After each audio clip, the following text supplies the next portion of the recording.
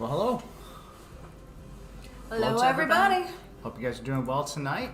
We are live and doing well ourselves, and hopefully you are having a great start to your week. And let me know if the audio is doing well for you, because it's something that we do want to be continuing to monitor. I turned the music down from last time, so the music's a little high for last time. But before we get into the content that we got for you tonight, before we get into the actual show itself, do visit our merch store. We are selling popping corks. Looks like this. I'm not going to rattle it online, but I make these by hand at home here. So you have the popping corks, and I'm going to be starting a different style of popping cork. This is more of a traditional style, but then this one is going to be what I'm going to call the Texas Rattler, and we'll be showing those before too long as well. And we also have fishing rig holders that we are making as well. So you can visit our store to get any of those things. That does help us. It does support the channel, so much appreciated to those of you that would do that. And welcome to you all. Grant is with us. He says, sounds rough. Yeah. I may have embellished a little bit with the thumbnail. Yeah, Maybe just the touch. Picture is a little... Just a touch. AI is a wonderful thing. You know, you can really play with the AI. And you know, I said, you know, I want a killer virus coming out of the. But this isn't even really virus. This is bacterial. We'll talk about that. But we have been busy. School started today. Crazy. Yep. 6:30 in the morning. Gotta get up now. Gotta get up. So that's fun. And we went to Hill Country last week. Went out to the Guadalupe River and caught a bass. So that was fun. Didn't video it. That was a more private trip. River fishing is hard, but did manage to land some bass and some bream, or if you want panfish, bluegills, and things like that. We got some of those as well. So it was a lot of fun. It's pretty, very pretty in the Texas Hill Country. And we've got another video should be coming out this week. Which one is that? We're going to be doing a walkthrough of our boat.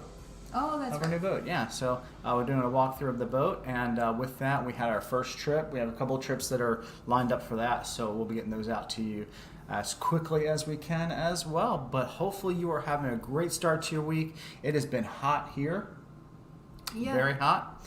So we have been either going early in the morning fishing or not at all, because it's just been hot. But anyway, hopefully you are having a great start to your week. So let's go ahead and we'll get into it.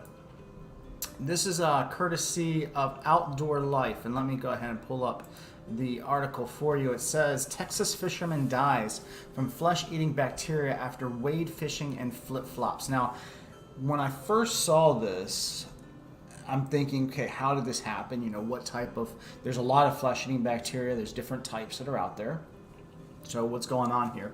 And there's some things that are buried deep in this article that I think are actually very critical to the actual conversation, and they kind of buried it in. So we'll just get into it, and I'll kind of fill it in with some other things that I learned about this while I was doing some research there. It says, a fisherman on the Texas coast died unexpectedly in June from a flesh-eating bacteria he contracted while wading in the Gulf. The man's tragic death could have been avoided, according to his daughter, who now joined state health officials in warning the public about bacteria and how to avoid infection.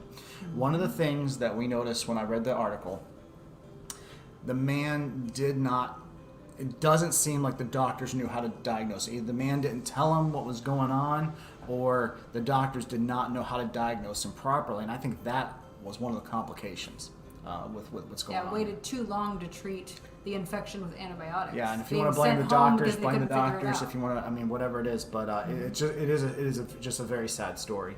The daughter's name is Brandy, and she said that it's real. It'll get you. It can get anybody. We've actually had a friend of ours who got the flesh-eating bacteria. He was able to treat it, and he was fine after that. But it is a real thing. It is out there, and I wouldn't belittle it. Had to get antibiotic shots right into the infected area. And I mean, yeah, it's real. It is a danger. But there's some things that are key, and we want to talk about how to prevent it. Really, that's kind of the point of this podcast, is really say, hey, look, this thing is aware. Whether you're in Florida, really any coastal waters, because what I'm understanding about this is it's not just unique to Texas. This is anywhere along the coast. This bacteria is, and I'll get to the CDC stuff on it. But in any case, this is what is said. It says, Pendergraph said her father, 66-year-old Randy Bunch, had gone out crabbing and fishing in Freeport in early June, just like he had done so many times before. The local fisherman waited out to check one of his crab traps that evening. Only this time, Bunch wore flip-flops instead of the regular wading boots he typically used. Whether that would have made a difference, I don't know, because water gets in waders, wading boots. Maybe if they were really high, maybe it wouldn't have been an issue, but I wouldn't necessarily think footwear was the cause. Now, I will say there are sharp things in the water, so you got to be aware of that, even stingrays. Yeah, I mean, I typically don't go in the water in flip-flops. No. If I'm going just into the beach, I don't wear usually shoes at all if I'm just going into the first or second wave, because flip-flops will come off. But if I'm going into wading to an area where I'm just walking out to get a crab trap, I would put on something that was a little more hefty, because flip-flops you can get kind of stuck. Yeah, they can come off. Yeah, I don't think flip-flops are the best footwear for even wade my fishing. own son was walking along the coast wearing flip-flops, and he stepped onto a nail that went right through the flip-flop, right through the foot. Yeah. And so we had to get some tetanus shots for that. So, so it is true that it's not the best choice. The reporter says she got not the reporter, the young woman whose father died. She's got a call later from the evening from Bunch, who complained about a severe pain along the right side of his body. And this is where it kind of gets where I wish maybe the doctors knew a little bit more, and maybe there was more explanation about it, because the two went to the emergency room where doctors were unable to diagnose him. They didn't know why he had the problems he was having, so they sent him home.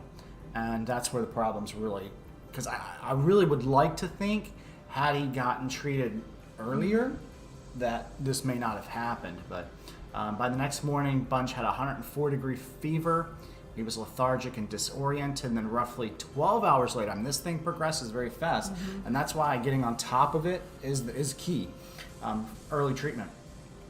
Roughly 12 hours later, Bunch was hooked up to a ventilator at the Texas Medical Center when a pentograph pointed out the scrape on his foot. Doctors then confirmed that he had contacted, and you want to do the pronunciation? Vibriosis. Vibriosis, yeah, we're gonna go with that. But Pendergraph said it was too late to stop the infection by this point. Now, before I go on to the rest of the article, I did click on the link here in the article that took us to the CDC website, because I wanted to learn a little bit more about this. I wanted to learn what was going on and what this thing is. And this is what, and I'm not going to go through all the grossness of it, but basically there are 20 different Vibrio species, according to this. And they are bacteria, and this is important, they are naturally found. So they do occur, and it says in warm, salty marine environments. So whether that's back bays, whether that's anywhere, if it's a salty marine, either saltwater or brackish, this is a naturally occurring bacteria. There's common species here that are that it lists on the website. This is where it kind of gets important. It says some Vibrio species, such as Vibrio vulnificus, maybe. Can cause particularly severe and life-threatening infections. Many people with this infection require intensive care or limb amputations, and about 1 in 5 people with this infection die, sometimes within a day or two of becoming ill. That's what happened to this man. So early treatment is important. It goes through the symptoms. And I'm not going to go through that. If you want to read it, you can read the symptoms here. Maybe we should read them, because people should know. Eventually right? they're going to have nausea and fever. Nausea, fever, and vomiting. They said pain, at least, was his first indication there was a problem. Yeah. Okay, pain. Yeah. Now, with our friend, he had not gone to the stage where he was nauseous and vomiting, but he had pain at the site. Yeah. So at the area, there was pain and stiffness, cramping. So don't belittle mild pain if you go into water with an open wound and then all of a sudden get pain. The first thing I would say on that is, hey, if you've got an open wound, maybe it's best to stay out of the water. Yeah, I know. I've talked to a lot of people. Even our neighbor the other day was gonna go fishing, and cut his hand up. And I said, hey, you know what? Let's not put that hand in the water, because that's very dangerous to invite that bacteria in. And then people with underlying medical conditions also should be aware of that. But this is important, and this is what I want everybody to know. If you want to take away here, when you're involved with these things, this is one of the keys. It says consider Vibrio as a possible cause of infection in patients with watery diarrhea who have recently eaten raw or undercooked seafood, especially oysters. And it also says consider it if there were infection and wounds that were exposed to coastal waters. So if that is your symptom, just know, hey, tell the doctor, hey, I was in the water, I didn't realize that I cut myself, whatever it be. But get that going quickly, because that's going to be important. Going back to the article, it said his daughter said the blisters were taking over his whole body. It was spreading just like a fire, and he died less than a week after he had waded into the Gulf. Yes, but he also died within a day after going to the emergency for pain. So what I'm thinking is it was a week, but I think over time he ignored a small amount of pain and cramping at the site, and until it affected his whole body. We do also want to say condolences to the family on the loss, because that's a terrible thing. But he might have had a few of these symptoms before. Yeah, seek treatment and seek it early. That's going to be important. The reason why we're talking about this story is because in early August, Galveston County, which Galveston County is close to where we are, issued a public health alert for flesh-eating bacteria in the water. And it said Galveston County Health Department said recent reports of Vibrio infections have raised concern about potential health risks associated with exposure to these bacteria, especially during the summer when the water activities peak. So they were concerned. They had seen more of it, and because they'd seen more of it, they were concerned about that. And so then they talk about it being naturally present. Mm-hmm. They talk about being found in undercooked shellfish. I don't eat oysters, so I'm really not concerned about that. I don't know if you guys eat oysters. I don't eat oysters. So they had some cases eating raw oysters or whatever involved as well, not just open wounds. Yes. So these are the biggest things. But this is later on in the article. It says this too. Galveston County Health Department also informed the local news outlet that it had confirmed 11 cases of vibriosis in Galveston County so far this summer. This figure does not include Bunch's fatal case. So it is an increase from last year in the amount of cases, but it doesn't look as if the severity is as bad. People aren't just dying from it like this man did. So. Well, I mean, they might be catching it quicker. Like, they might go in and say, I'm really sick after eating oysters. I have watery diarrhea, I have this. And then they, it might be this. Yeah. Whereas he pointed out in his article that he forgot that he even had a cut. Yeah. And it was only his daughter that said, hey, dude, there's a cut right there. Did you go in the... I mean, that's when she kind of brought it up. Yeah. Yeah, and again, that early treatment, that early detection is going to be critical. And in this article from Outdoor Life, they do point out this. It says, to minimize the risk of infection, the local health district recommends avoiding raw seafood, which, generally, unless it's sushi grade, undercooked seafood is not good. Practicing good hygiene, that might be part of it too. If one of the things that we do religiously when we come out of the water is we rinse with fresh water. Matter of fact, if you've ever seen our beach videos, I have a sprayer. And we spray down our legs and stuff. That's something that I think is important when you're in salt water. Just rinse off. And maybe that wasn't done in this case. Who knows? Also, they said staying informed about the prevalence of Vibrio in certain coastal areas, and people with open wounds should also avoid seawater, or at very least keep their wounds covered, which adds that early diagnosis and treatment are crucial to managing symptoms and preventing complications. So the things that we were saying, and I think do become very important. Definitely. Early detection, early diagnosis, the treatment there, and then practicing good things. So again, condolences to the families. Be aware this is out there. If you're anywhere in the coastal waters, it is natural. It's out there. Be aware of it. Take precautions. It is August. People are going to go down the beach for Labor Day. And when they go down there for Labor Day, they're going to be in the water. So if you're going to be in the water, just be aware this can be this does occur. It is there. I don't think it's anything necessarily to be scared about. So it's not fear mongering or anything. It's really educational. Be aware, know what it is, and know how to deal with it. So that's what I would say there. So in any case, that's what we got there, and hopefully that helps you and answer some questions about this going on, because every year we hear flesh-eating bacteria, and you're just like, well, how do you get it? Where does it come from? Is this something? And in this case, we can find out this is how it came, this is where it comes from. So in any case, all right. All right, well, let's what else answer. you got for us? Well, I got a question. We are part of, and I'll put up here, the premier hunting and fishing Discord server. I got the link there that you can see, and we are part of that. And what I like to do is go on there and send. We have a place on there that people can ask questions about fishing, and we do our best to confuse them. No, we don't do our best to confuse them. We do our very best to give them some answers that hopefully will be helpful to them, get them on more fish, get them the things that they need there. And so this comes courtesy of that premier fishing and hunting Discord server. And in this case, this one is about best catfish baits. So let me go ahead and put this up on the screen here. And let's see, sure, there we go. Best cat, oh, I got it over your face. That's not nice. There we go, how's that? Mm-hmm. Best catfish baits. Wabder, is that what we're gonna pronounce his name? I guess. The user, the OP Wabder, says, later today I'm going on a river that has flathead and channel catfish. And I was wondering what type of bait would be the most effective. I was thinking chicken liver. Okay. Chicken liver's fine. That'll work. Mm-hmm. The catfish, what I have found, they're not picky. They're not picky. They're not picky. They Caught will, a channel cat on a piece of hot dog. Yeah, they will eat just about anything. If it stinks, they will eat it. We have used raw shrimp in lakes. Mm-hmm. That works. We have used hot dogs, just out of curiosity, because we were told that hot dogs catch catfish, and they do.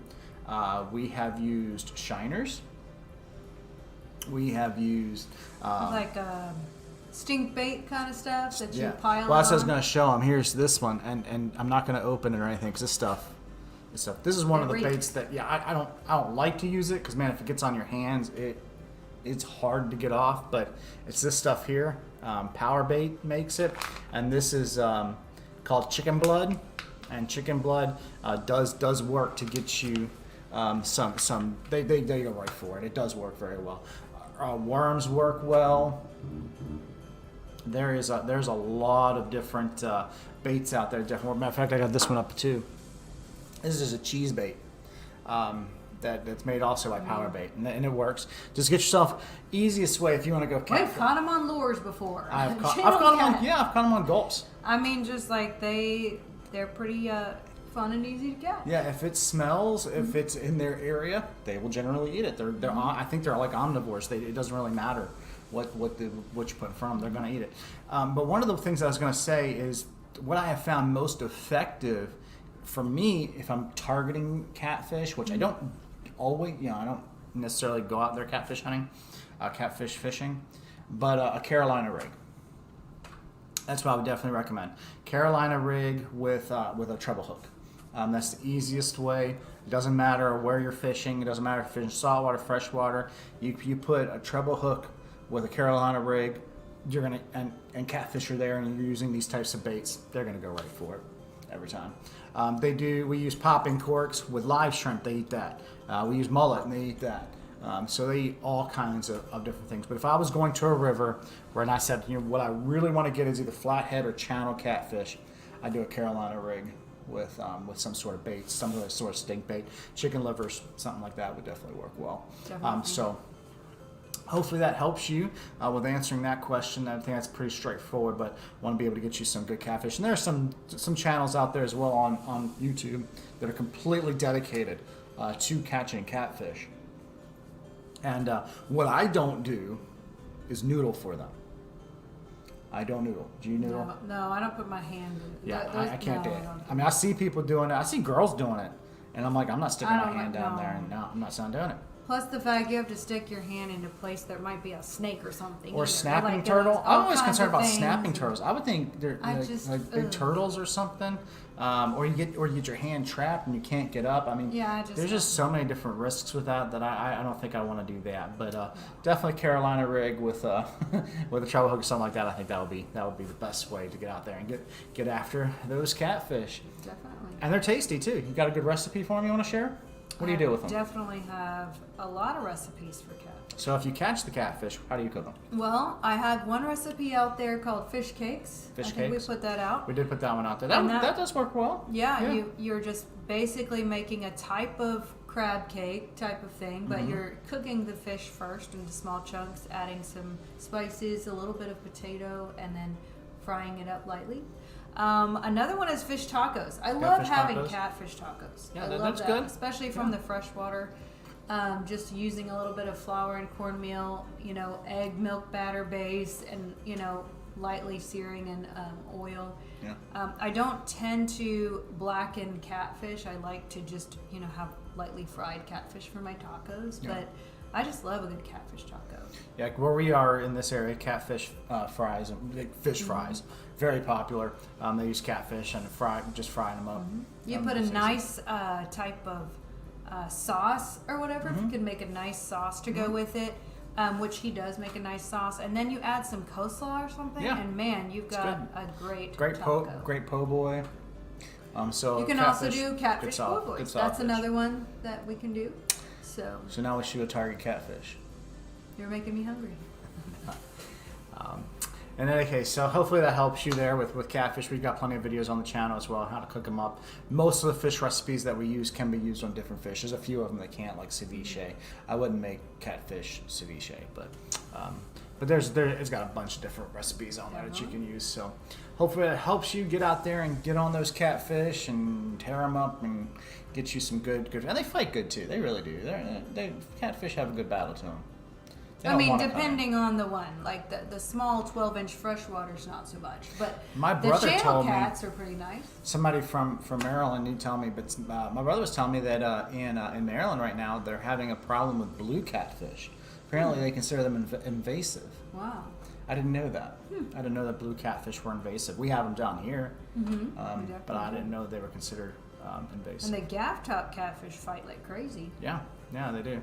So make sure, if you have not already, that you like and subscribe to the channel. There's a lot of people who are viewing the channel but are not subscribed to the channel. Subscribing does really help us. So like and subscribe to the channel if you haven't already. Hit us up with an email. What I am doing is, if people send me your email address, if you send me your physical address in an email, I'm sending you a sticker. And the stickers are the ones that are the die cut Texas with the We Go Fishing, our logo on there. I'm sending those out to you. That's free. Just send me an email at the wegofishing1@gmail.com, and I'll send you a sticker as well, so you can do that. Look out for our new video coming out this week. We do have the walkthrough that should be out maybe by Thursday, and I'm hoping I've got 2 more trips that are backlogged. I'm backlogged right now with videos. So I got to get those out to you. Hopefully I'll be able to get them out there. Does that mean we can't go fishing? No, we can go fishing. Alright. It's going to contribute to the backlog. Maybe Friday? See what the weather is. There's a tropical system coming in. Not so again. no, it's like just in time. Keep it. It's that time of year though. You got to keep an eye on the tropics. Yeah. But hopefully maybe we'll be able to go fishing this weekend. We'll have to see what the weather does hold. But if not, just look out for those videos, because we'd love to have your eyes on them. Views always help as well. So thank you for being part of the live stream. Have a great rest of the evening. We are going to try and be more consistent with doing this at 7 on Mondays. I know that we've been fairly inconsistent because of just summer. Yeah. There was a time where I thought maybe we even take off for the summer. Just a lot of trips Just and different just things. Yeah. So it was just always hard. But we're going to try and be consistent and do it 7 o'clock on Mondays. And if you think that that's a bad time and you have a suggestion of a better time, I'm willing to hear. So until next time, May the fish be with you. take care.